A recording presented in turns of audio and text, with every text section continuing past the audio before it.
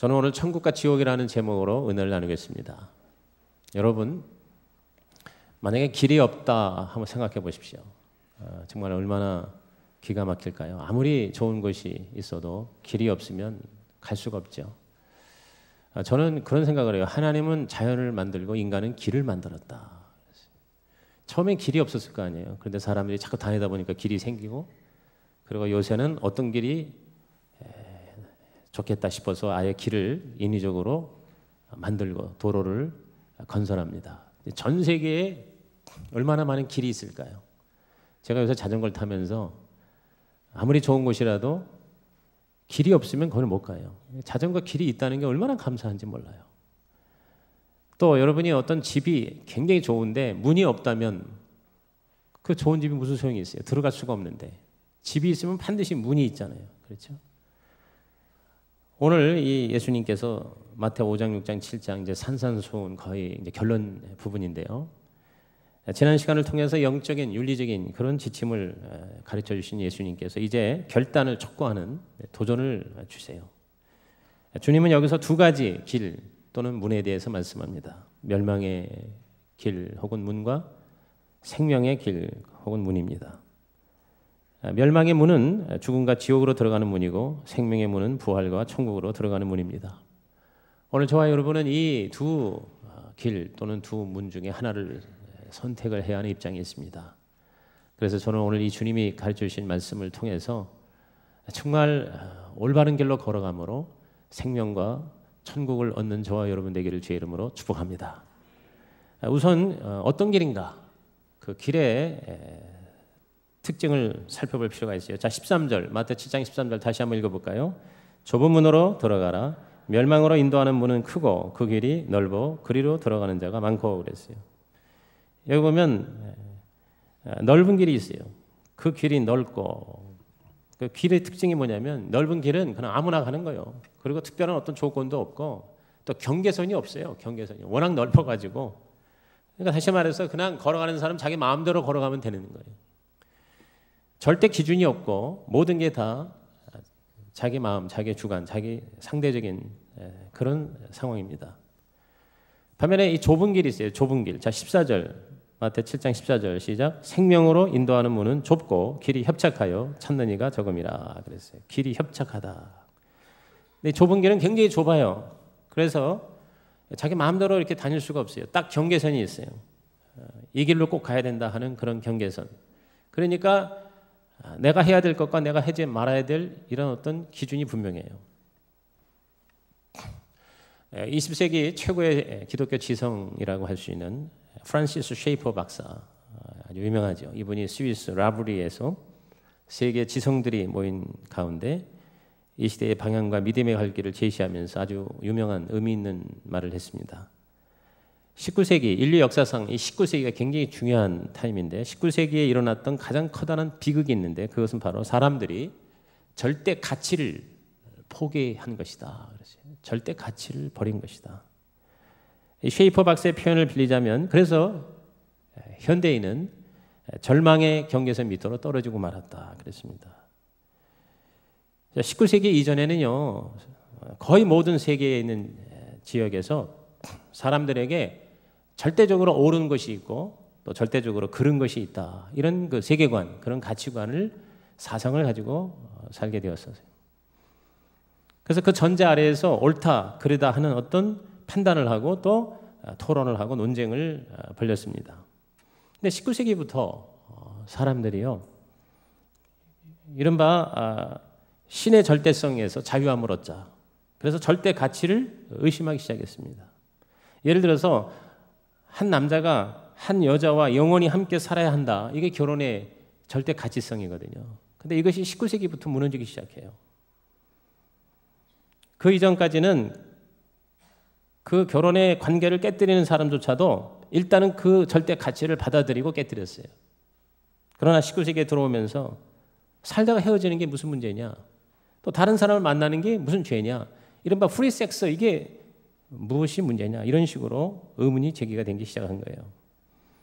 절대 표준, 절대 가치가 흔들렸어요. 그래서 모든 면에 그런 사상에 영향을 미치게 됩니다. 오늘 현대 도덕적인 혼란과 문제 그게 바로 그때부터 시작됐다고 보는 거예요. 옛날에는 내 마음에 썩 내키지 않아도 어떤 절대적으로 요구되는 것을 받아들이면서 살았어요.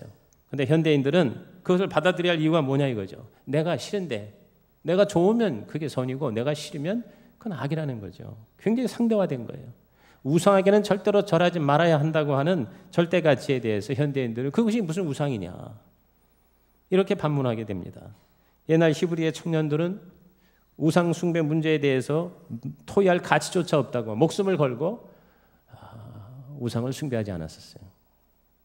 오늘 우리에게도 이러한 타협하지 않은 절대적인 신앙이 필요한데 이것이 이제 무너지기 시작하는 거죠. 그래서 그런 세속화의 바람이 교회까지도 들어와서요. 교회의 어떤 절대적 기준, 권위가 많이 상실이 되죠. 그래서 그리스도인들조차도 예를 들어서 절대 여기 없어요. 그냥 내가 좋으면 은혜고 내가 싫으면 그것은 내가 받아들일 수 없다. 예를 들어서 주일 성수라든가 십계명이라든가 11조라든가 이런 것에 대한 절대 믿음이 깨지기 시작하는 거예요. 그래서 그것을 오히려 강조하면 굉장히 거북해하고 부담스러워하고 오히려 그것을 싫어하는 이런 지경까지 이르게 됩니다. 왜? 좁은 길을 가기 싫어하는 거예요. 편하게 넓은 길로 가는 사람들이 점점 많아지고 있는 거죠. 여러분 좁은 길은요 굉장히 조건이 까다롭습니다. 추가로 해야 할 것, 하지 말아야 될 것들이 많습니다. 지금까지 예수님께서 이 하나님 나라의 백성이 살아야 할 진정한 성공과 진정한 행복의 결정적인 어떤 그 룰이 있다면 그걸 보통 골든 룰이라고 그러잖아요. 황금 룰이 있다 그러면 그거는 두 가지 요절로 요약될 수 있어요. 제가 여러 번 얘기했죠. 그것은 마태 6:33, 마태 7:1입니다. 마태복음 6장 33절은 하나님과의 관계에서의 골든 룰이에요. 대신 관계예요. 마태 7장 12절은 사람들과의 관계에서 즉 대인 관계예요. 그래서 대신 수직과 대인 수평이 만나서 진정한 십자가를 이루는 거거든요. 그게 바로 킹덤 오브 갓, 하나님 나라의 본질이거든요. 우리 한번 마태 6장 33절 우리 다 암송 구절이지만 다 같이 큰 소리로 시작. 너희는 먼저 그의 나라와 그의 의를 구하라. 그리하면 이 모든 것을 너희에게 더하시리라 그랬어요. 여기 보면은 좁은 길로 가는 사람들에게 주님이 말씀하신 게 너희는 먼저 그랬어요. 먼저 우선순위 절대 이건 절대다. 따라합시다. 하나님의 나라, 하나님의 의. 여러분 이것을 여러분이 추상적으로 생각하면 안 돼요. 하나님의 나라가 뭔지 아세요? 하나님의 나라가 이 땅에서는 교회예요. 나라라는 것은 백성, 공동체가 있는 그것을 하나님이 다스리는 것이 하나님의 나라예요. 바실레이아 테두라고 하는 거예요. 근데 이 하나님의 나라의 이 세상의 그림자가 바로 교회예요. 교회. 나라라는 건 백성이 있어야 될 거 아니에요. 백성이 바로 뭡니까? 하나님 믿는 하나님의 사람들. 교회 공동체예요. 먼저 구하라. 그 다음에 그의 의가 뭡니까? 의라고 하는 건 하나님이 받으실 만한 상태예요. 예수님밖에 없어요. 그의 의는 바로 예수님이에요. 그래서 저와 여러분이 그 예수 그리스도와 함께 할 때 하나님이 우리를 의롭다 여기시고 받아들이시는 거예요. 그렇기 때문에 저와 여러분이 하나님의 나라와 하나님의 의를 구한다는 것은 바로 하나님의 몸된 교회와 그리고 우리 주 예수 그리스도 인생의 주인이신 예수님을 먼저 우리가 절대적으로 구하라 그 말이에요. 그러면 나머지는 하나님이 책임져 주시겠다. 할렐루야. 이게 바로 우리 이 하나님 나라 백성에 사는 하나의 가치관이거든요. 이게 좁은 길이에요. 이거 쉬운 게 아니에요. 사람들이 가기 싫어해요. 왜? 경계선이 분명해요. 이러지 않으면 안 된다라는 것이 분명해요. 그 다음에 마태 7장 12절에 우리 다 같이 읽어볼까요? 시작. 그러므로 무엇인지 남에게 대접을 받고자 하는 대로 너희도 남을 대접하라. 이것이 율법이요 선지자니라 그랬어요. 우리는 자꾸 내 중심으로 다른 사람이 나한테 잘해줬으면 하는데 하나님 나라에 룰이 있어요. 골든 룰이 있어요. 그게 뭐냐면 다른 사람이 너에게 잘해주기를 바라는 그만큼 너가 먼저 그 사람을 잘해주라. 그러면 너는 행복할 것이다. 복을 받을 것이다. 잘 살 것이다. 성공할 것이다. 아멘입니까? 여기서 이 대접이라는 말은 우리말로는 대접인데 대접이라니까 무슨 밥 사주는 걸 생각하는데 그게 아니에요. 여기 영어 성경에는 굉장히 클리어해요. 분명해요. In everything, 모든 면에서 모든 우리의 삶의 영역에서 do to others, 다른 사람에게 하라. What you would have them do to you. 다른 사람이 너에게 하기를 바라는 그것을 그대로 다른 사람에게 네가 먼저 하라. 그러면 놀라운 행복과 축복이 있을 것이다. 그런 얘기거든요. 그래서 가장 중요한 건 뭐냐? 최고의 조건이 바로 우리 주 예수 그리스도. 그분과 함께 하는 거예요.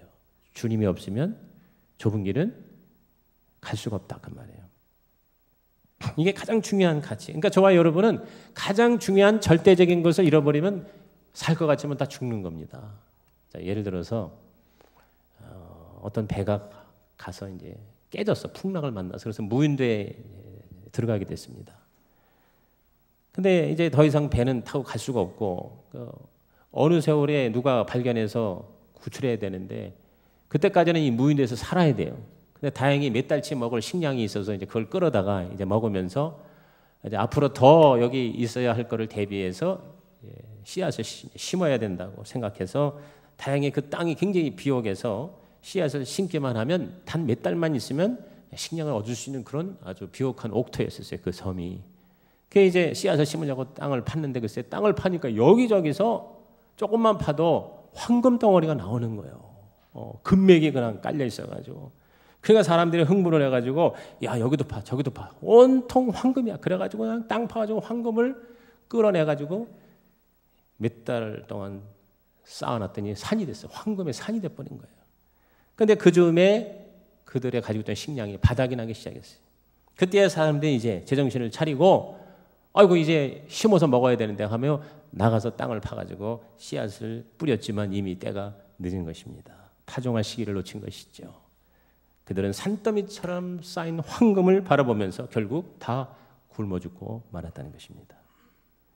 오늘 이것이 우리 삶을, 우리 세상을 말해주는 이야기일 수가 있다는 거죠. 사람들이 눈앞에 있는 황금의 눈이 어두워서 진짜 우리에게 생명의 길이 무엇인가를 우리는 잊어버리고 산다는 것이죠. 천국에 대해서 관심을 우리는 갖지 않습니다. 이 세상에 좋은 집을 사서 이사를 갈 준비는 열심히 하면서도 인생의 마지막 이사지인 천국에 대해서는 준비하지 않은 사람들이 많죠. 여러분, 저와 여러분이요 예수를 믿는다는 것은 뭐냐면 천국으로 이사갈 준비하는 거예요. 장례식에서 이제 제가 설교할 때 자주 그 얘기를 해요. 슬퍼하지 마십시다. 왜? 이분은 예수를 믿고 돌아가셨어요. 근데 이건 죽은 게 아닙니다. 단지 이사 가는 것입니다. 이 땅에 잠시 살다가 진짜 우리들의 영원한 고향으로 이사를 가신 것입니다. 할렐루야. 저와 여러분 그런 확신이 있으십니까? 그러니까 우리가 예수 믿는다는 것은 이 땅에서 영원히 사는 게 아니잖아요. 이 땅에서 죽어요. 근데 죽는 게 아니라 우리는 이사를 간다. 우리가 노후 준비를 그렇게 하지만 진짜 노후가 어디예요? 바로 천국이에요. 죽은 다음에 진짜 영원히 사는 그곳이에요. 무슨 소리야? 무슨 천국이 있어? 무슨 지옥이 있어? 여러분 제가 여러 번 얘기하죠? 현대 최고의 지성이 누굽니까? 프랑스의 빵세를 지은 파스칼. 파스칼이 원래 수학자예요. 수학자면서 철학자예요. 얼마나 머리가 똑똑해. 수학이나 철학이나 여러분 뭘 가지고 논합니까? 이성이에요. 이성. 굉장히 이성적이에요. 근데 그분이 그런 얘기를 했어요. 진짜 합리적이고 가장 이성적인 사람이라면 천국과 지옥의 실제를 믿어야 된다 그랬어요. 그러면서 그 사람이 논리적으로 얘기했어요. 안 믿는다고 생각하고 마음대로 살았어. 죽고 나니까 진짜 천국과 지옥이 없어요. 그럼 그냥 그것이 끝이에요. 그런데 있어가지고 준비가 안 돼서 결국 지옥으로 떨어지면 여러분 얼마나 기가 막히고 억울합니까? 근데 있다고 생각했어요. 있다고 생각하기 때문에 그 천국에 가기 위한 조건대로 최선을 다하면서 삽니다. 근데 그게 꼭 힘든 것만이 아닙니다. 이 땅에서도 굉장한 보상을 받습니다. 죽고 나니까 만약에 그렇게 열심히 천국을 준비하고 살았는데 죽고 나니까 아무것도 없다. 그럼 그것은 끝이죠. 그렇다고 해서 그렇게 억울할 게 뭐가 있습니까? 그런데 있어요. 할렐루야. 준비됐으니까 우리는 천국으로 들어가는 거죠. 지옥에 갈 필요가 없는 거죠. 아멘이에요? 그래서 진짜 조금만 이성적으로 생각하면 없다고 준비 안 하고 마음대로 사는 것보다는 있다고 생각하고 미리 대비하는 것이 훨씬 더 합리적이고 이성적이다. 그렇게 풀어서 얘기를 했다는 것이죠. 그 다음에 우리는 어디를 향하는가? 여기 보니까 13절에 보니까 멸망으로 향한다. 멸망으로 인도하는 문. That leads to destruction. 그래서 여기서 이 멸망은 바로 뭡니까? 죽음을 뛰어넘는 바로 음부, 지옥, 심판, 게헨나, 하데스 여러 이름으로 표현되지만 영원토록 형벌을 받는 고통스러운 그러한 최후의 심판이에요. 여러분 이것은 어떤 협박이 아니에요. 이건 사랑의 충고입니다. 왜 우리가 그렇게 자꾸 전도를 해야 하는 이유는 뭐예요? 왜 자꾸 하나님께서 예수를 믿으라고 말씀합니까? 그것은 그대로 놔두면 그 멸망으로 가니까. 가지 말라고. 거기 가면 안 된다고. 그것은 뭐냐? 공갈 협박이 아니라 바로 그 사람들을 구원하고 사랑으로 인도하기 위해서잖아요. 그렇죠? 근데 좁은 길은 뭐냐? 넓은 길은 멸망으로 인도하고 좁은 길은 생명으로 인도하는 문이라고 14절에 말씀했죠. 생명. 여러분 이 생명이라는 것이 제가 여러 번 얘기했어요. 생명은 우리는 그냥 생명 하나인데 헬라어로는 세 가지예요. 첫째가 푸시케라는 단어가 있어요. 이것은 뭐냐면 호흡이에요. 호흡. 이렇게 내가 호흡할 때 살아있구나. 생명이 있구나. 그래. 호흡이 멎으면 죽은 거죠. 두 번째는 비오스라는 게 있어요. 이 바이오스, 비오스. 이것은 바이오라는 말이 여기서 나왔는데 이 비오스 혹은 바이오스는 뭐냐면 활동으로서의 생명이에요. 막 젊은이들이 역동적으로 활동할 때 야, 생명력이 넘친다 그러잖아요. 근데 호흡은 하는데 중환자실에서 하면 뭐야? 그 생명 있다 그럽니까? 다 죽었네. 그렇게 얘기하잖아요. 그러니까 어떤 그 역동적인 에너지, 활동이 바로 생명이에요. 근데 세 번째요. 헬라어로는 생명이라는 단어가 있는데 그게 중요한 단어입니다. 조에라는 단어입니다. 한번 따라합시다. 조에. 이 조에라는 단어는 뭐냐? 바로 관계예요. 관계. 관계가 바로 생명이라는 거예요. 하나님하고 생명의 근원이신 하나님하고 관계가 있어야 진짜 생명이라는 거지. 그래서 관계가 떨어졌어. 관계가 끊어졌어. 관계가 없어. 이게 죽음이에요. 그러니까 우리 육체하고 우리의 영혼이 관계가 하나가 되면 우리가 살아있는데 그게 빠져나가. 그래서 숨졌다, 돌아가셨다. 그게 뭡니까? 우리 안에 있는 하나님이 주신 영혼의 생기가 빠져나가면 육체는 순식간에 썩고 말아요. 죽고 말아요. 사나토스라는 죽음이라는 단어는 separation, 분리라는 뜻이에요. 그러니까 육체와 영혼이 분리되면 죽는 거예요. 그런데요. 지옥이 왜 둘째 사망이냐, second death냐?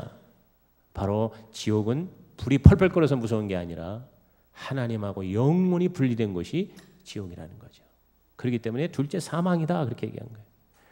오늘 저와 여러분이요 생명이 우리에게 영생이 조의 아이오나가 있다는 건 뭐냐면 하나님하고 나하고 관계가 있다는 거예요. 하나님은 나의 아버지가 되시고 나는 그의 아들이다. 할렐루야.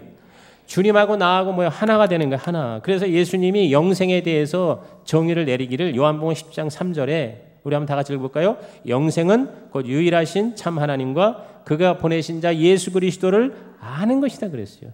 하나님과 예수를 안다. 이 안다는 게 관계예요. 이 안다라는 이 야다라는 말이 뭐냐면요. 그냥 지식적으로 아는 게 아니라 인격적인 연합이에요. 부부가 남자가 여자를 안다, 여자가 남자를 안다는 게 뭡니까? 같이 한 몸이 돼서 같이 사는 거예요.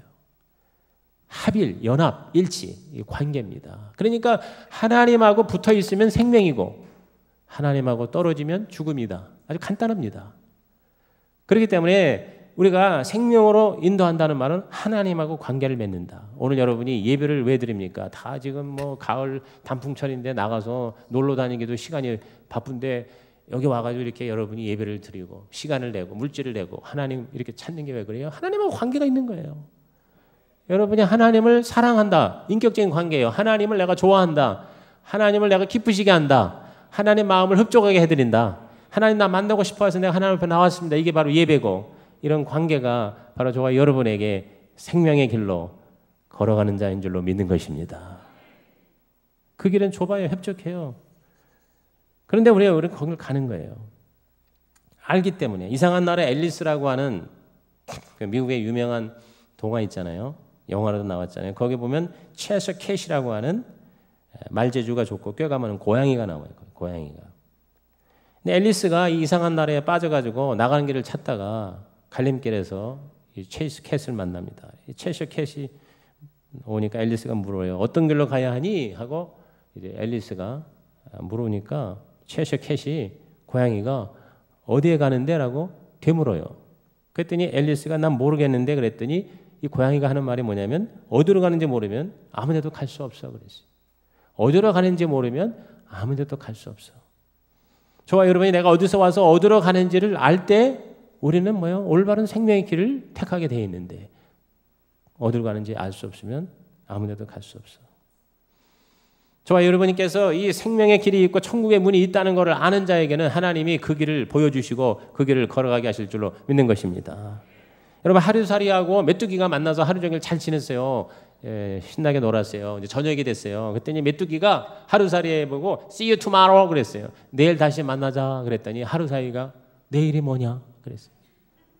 내일이 뭐야 내일이? 하루살이는 하루만 사니까 내일이 없는 거예요. 내일을 모르는 거예요. 메뚜기가 답답하다는 거지. 내일도 모르냐고. 그 다음날 보니까 하루살이는 없어졌어. 이제 죽었으니까. 하루살이가 새 친구를 사귀었어요. 철새하고 이제 신나게 놀았어요. 한 시즌을 가을에 이렇게 놀고 나서 철새가 이제 남쪽으로 떠나면서 메뚜기에게 말했습니다. 야, 그동안 너무 메뚜기야 너하고 정말 즐거웠다. 내년에 다시 만나자. See you next year 그랬다고. 그랬더니 메뚜기가 내년이 뭐야? 그랬어요. 메뚜기에게 내년이 없는 거예요. 그 한철 메뚜기도 한철이라고 그 한철 그냥 살다가 가는 게 메뚜기요. 여러분 우리가 웃지만 우리가 예수를 믿는 사람이 믿지 않는 친구에게 이제 같이 평생 친구로 잘 사귀다가 이제 죽을 때가 됐어요. 그래서 우리 믿는 친구가 믿지 않는 친구를 향해서 말했어요. 야, 너하고 정말 평생 너무 즐겁게 잘 살았다. 좋은 친구다. 우리 천국에서 만나자. 그랬더니 천국이 뭐야? 도대체 천국이 어디 있다는 거야? 여러분 내일, 내년, 내세예요. 내세. 현세 오늘 이 시대만 사는 게 아니라 우리의 인생은 life after life 내세가 있다 이거예요. 믿으십니까 여러분? 저와 여러분이 그걸 믿기 때문에 오늘도 이렇게 나와서 하나님을 찾는 거예요. 하나님을 예배하는 이게 좁은 길이에요. 좁은 길이에요. 점점 사람들이 좁은 길 가기를 싫어하는 거예요. 그러니까 안 나오는 거예요. 세계적인 과학자 뉴턴이요. 나중에 치매가 걸렸는지 기억 상실증이 걸렸어요. 그렇게 똑똑한 그렇게 천재적인 과학자가요. 다 잊어먹었어. 기억을 못해. 그러니까 제자들이 답답한 거야. 그래서 안타깝게 묻습니다. 이제 와서 선생님이 도대체 알고 있는 게 뭡니까? 선생님 지금 자꾸 딴소리예요. 다 잊어먹었어요. 그랬더니 뉴턴이 아주 평화롭게 여유 있게 대답을 했대요. 내가 알고 있는 거 지금 정확한 게 두 가지다 그랬어요. 그건 내가 죄인이라는 것이요. 그리고 또 다른 하나는 예수가 나의 구주라고 하는 사실이다 그랬어요. 이거 왜 더 무슨 지식이 필요하냐 그랬어요. 이거 왜 더 무슨 지식이 필요하냐.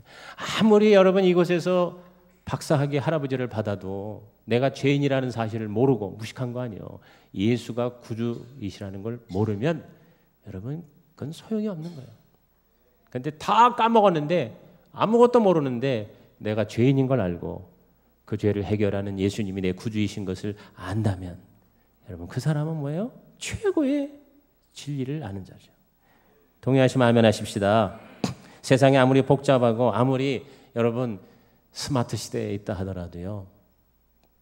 자신의 정체와 예수 그리스도의 신성을 모르면 그건 다 무식한 거죠. 내가 죄인이라는 것, 예수가 내 구주라는 것, 이것을 알고 있으면 우리는요 모든 사람을 다 용서하고 배려, 다 우리가 뭐요 수용할 수 있고요. 어떤 환경도 우리는 주님을 의지할 수가 있는 거예요. 다른 사람이 나를 씹어요. 그러면 뭐 그래도 워낙 나는 죄인이야. 내가 죄인이기 때문에 내가 씹혀도 얼마든지 더 씹어야 돼, 더 씹어야 돼. 그렇게 겸손할 수 있잖아요. 그 다음에 또 뭐요? 내가 예수를 믿었어. 주님이 내 구주이셔. 그렇기 때문에 아무리 나를 갖다 흔들어도 나는 괜찮아. 왜? 내가 내 인생의 주인이 아니라 예수님이 나를 책임져 주셔. 할렐루야. 두 가지만 알면 우리는 뭐예요? 넉넉히 이기느니라.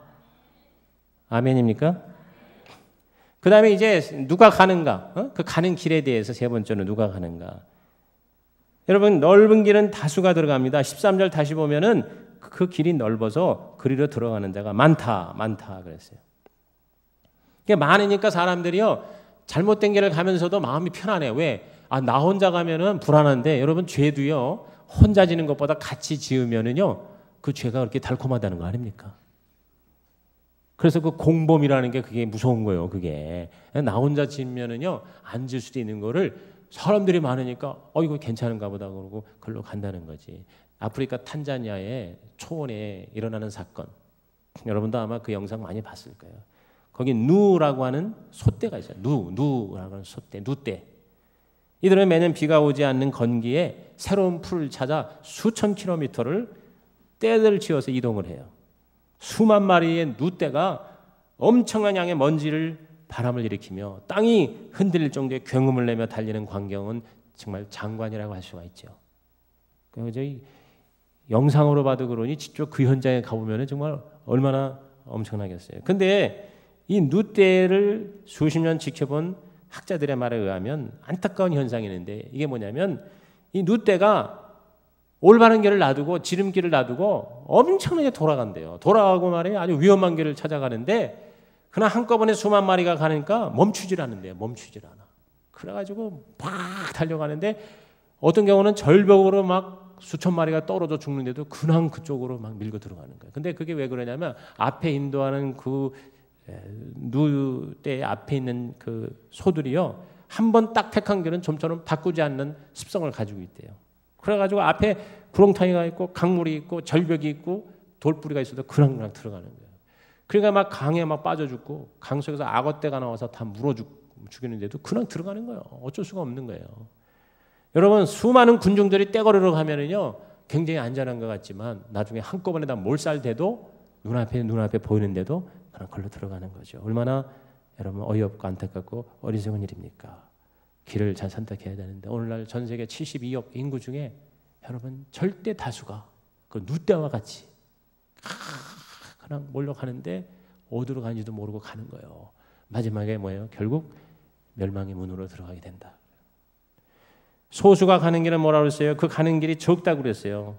찾는 이가 적음이라. 아까는 영어로 many 글로 간다. 근데 여기는 a few enter, a few find it 그렇게 얘기했습니다. 어느 시대나 여러분 그리스도인은 머저리티가 아니고 마이너리티예요. 다수가 아니라 소수예요. 소수. 진짜 예수 제대로 믿는 사람은 여러분 다수가 아니에요. 좁은 길을 가는 사람은 많이가 아니에요. 극히 적다 그랬어요. 그 유명한 이태리의 경제학자 빌프레드 파레토의 20-80 법칙 여러분 들어보셨죠? 20-80 법칙이 뭐예요? 어느 나라든지 세금 제도와 관계없이 그 나라의 20%의 인구가 그 나라의 80%의 재정을 책임지는 거예요. 이게 바로 파레토 법칙이에요. 20% 세일즈맨이 80%의 매출을 올려요. 80%의 남은 사람들이 20%의 보험을 파는 거예요. 20%의 책 분량이 80%의 내용을 전달하고 20%의 어부들이 80%의 고기를 잡고 20%의 성도들이 80%의 헌금을 내고 20%의 정치가들이 80%의 지지 투표를 얻는 거예요. 여러분 몇몇 20%의 기업이 80%의 국가 재정을 책임지는 거예요. 삼성전자 같은 그런 회사 몇 개가 수만 개의 다른 기업에 있는 매출을 능가하지 않습니까? 그게 바로 파레토의 법칙이라는 거예요. 그게 소수예요. 근황 소수가 아니라 크리티컬 퓨라고 그래요. 결정적 소수. 그 몇 명 안 되는 소수 때문에 전체가 죽기도 하고 전체가 살기도 한다 그러는 거예요. 이번에도 우리 행복축제를 제가 이렇게 봤어요. 어느 분이 어느 분을 인도를 했다. 우리가 품은 태신자가 있는데 실제로 온 사람은 얼마 이렇게 나와 있어요. 이렇게 보니까 극히 사실은 프로테지가 크리티컬 퓨예요. 결정적인 소수인 것을 제가 발견했어요. 좁은 길은 소수가 가는구나. 성경의 말씀이 진리인 것을 보게 되는 거죠. 저와 여러분이 바로 이 결정적인 소수 안에 들어가시기를 주님의 이름으로 축복합니다. 그 다음에 마지막으로 그러면 어떤 문이냐? 마지막 문이 멸망의 문은요. 보니까 13절에 큰 문이라고 했어요. 큰 문으로 들어가는 길은 여러 갈래요. 조건이 없어. 그러니까 그냥 이 길 저 길 왔다 갔다 하는 거예요. 그러나 여러분 좁은 문, 생명의 문, 천국의 문은 오직 한 길이에요. 길이 여러 개가 아니야. 그냥 한 길이야. 문이 하나밖에 없어. 문이 여러 개가 아니야. 넓지도 않아. 그냥 한 사람씩만 들어가게 돼요. 여러분 저와 여러분이 구원받는 길, 천국에 가는 길은요. 여러 길 중에 하나예요. 대단히 죄송하고 대단히 미안하지만 우리가 교만해서가 아니라 다른 종교를 믿는 분들은 여러분 천국에 들어갈 수가 없다는 게 성경의 진리입니다. 그러니까 우리가 구태여 이렇게 자꾸 예수 믿으라고 하는 거예요. 요거도 먹어가면서 핍박을 받아가면서 우리는 뭐냐? 예수를 믿어야 됩니다. 예수밖에는 없습니다. 내가 하고 길이요 진리요 생명이라는 것은 a way, a life, a truth가 아니고 the way, the truth. 즉 부정관사가 아니고 정관사예요. 정관사. 왜? 바로 그 길 한 길밖에 없으니까. 그게 성경에서 말하는 진리예요. 어떤 학생이 목사님한테 와서 핏대를 올리면서 목사님 왜 자꾸 예수를 믿어야만 구원을 받는다고 주장합니까? 다른 종교도 좀 존중해 주세요. 다른 종교 믿는 건 우상이고 미신이고 예수 믿으면 구원받는 거 아니 너무 교만한 거 아닙니까? 너무 기독교는 욕심이 많은 게 아닙니까? 그래서 목사님 그랬어요. 학생 뭘 가장 좋아하는 과목인가 그랬더니 수학입니다. 그래서 그래 잘 됐네. 2 곱하기 2는 뭐냐? 2 곱하기 2 더하기 2 곱하기 2가 뭐냐 했더니 4죠. 4. 왜 4냐? 6이 아니고 그랬더니 4지요. 그건 수학적 진리입니다. 그 외엔 답이 없냐? 예, 없습니다. 2 곱하기 2 더하기 2는 4입니다. 그래 맞아. 자네 말에 맞아. 그게 진리야. 구원의 길은 예수 그리스도밖에 다른 길이 없어. 그렇게 얘기했다는 거예요. 오늘 저와 여러분께서 끝까지 내가 좋은 길을 가서 마지막 종착지가 천국의 영생의 하나님의 집이 되기를 주의 이름으로 축복합니다. 여러분 비행기를 탔는데 비행기 1등석과 비행기 3등석 중에서 어느 좌석이 좋을까요? 1등석하고 3등석이 어떤 게 좋아요? 뭐 그런 것도 질문이라고 물어봐. 1등석이 좋겠지. 근데 그것은 사실 진정한 명제일 수가 없어요. 맞다 틀리다 말할 수 없습니다. 중요한 것은 안전입니다. 안전. 추락할 비행기 1등석이 좋아요? 아니면 안전하게 가는 3등석이 좋아요? 또 어이없는 질문을 한다고 생각할지 모르죠. 안전하게 가는 3등석이 더 좋죠. 그렇죠? 우리는 종종 원망합니다. 내가 예수를 믿고 신앙생활을 이렇게 하는데 왜 나는 3등석이고 저렇게 예수 안 믿는 사람은 제 인생에 왜 1등석이냐 이거야. 그랬더니 하나님 뭐라고 대답하시냐면 야, 그 사람이 탄 비행기는 추락할 거야. 추락하는 비행기야. 그러니까 좀 우리가 예수 믿는 신앙생활하고 그러면 정말 하고 싶은 것도 못하고 내 마음대로 못하는 게 많잖아요. 그러니까 3등석이야. 3등석. 불편해. 그러나 뭐예요? 안전하게 우리는 천국으로 간다 이 말이에요. 여러분 포장도로가 8차선 고속도로가 쫙 깔려서 아무리 좋아도 내 목적지로 안 가면 여러분 그 도로는 좋은 도로가 아니에요. 비포장도로고 꼬불꼬불해도 목적지까지 나를 인도하면 그 길이 우리에겐 최고의 좋은 길인 줄로 믿습니다. 목적지가 중요한 거죠. 그렇죠? 안전이 중요하고 목적지가 중요한 거죠. 여러분 명절 고향에 내려가는데 하행선이 그냥 다 막혀. 근데 상행선은 텅텅 비었어. 그러니까 이게 막힌다고 유턴해가지고 내가 상행선으로 그렇게 차를 모는 사람이 있습니까? 제정신이 아니지. 지금 내가 가는 데가 고향인데 남쪽으로 가야지 내가 다시 서울로 어떻게 올라가요. 즉 불편하고 힘들고 답답하고 안타깝고 막혀도 우리는 뭐요? 올바른 길을 좁은 길을 끝까지 가서 천국의 문 글로 들어가야 될 줄로 믿는 것입니다. 이게 바로 뭐예요? 오늘 저와 여러분의 선택이에요. 이제 마지막으로 저는 로버트 프로스트 그 유명한 시가 있죠. 가지 않는 길이라는 시 피찬득 씨가 번역을 했는데 그걸 제가 읽어드리고 설교를 마칠게요. 노란 숲속에 길이 두 갈래로 났었습니다. 나는 두 길을 다 가지 못하는 것을 안타깝게 생각하면서 오랫동안 서서 한 길이 굽어 꺾여 내려간 데까지 바라다 볼 수 있는 데까지 멀리 바라다 보았습니다. 그리고 똑같이 아름다운 다른 길을 택했습니다. 그 길에는 풀이 더 있고 사람이 걸은 자취가 적어 아마 더 걸어야 될 길이라고 나는 생각했었던 게지요. 그 길을 걸음으로 그 길도 거의 같아질 것이지만 그날 아침 두 길에는 낙엽을 밟은 자취는 없었습니다. 나는 다음 날을 위하여 한 길은 남겨두었습니다. 길은 길에 연하여 끝없으므로 내가 다시 돌아올 것을 의심하면서 훗날에 나는 어디선가 한숨을 쉬며 이야기할 것입니다. 숲속에 두 갈래 길이 있었다고 나는 사람이 적게 간 길을 택하였다고 그리고 그것 때문에 모든 것이 달라졌다고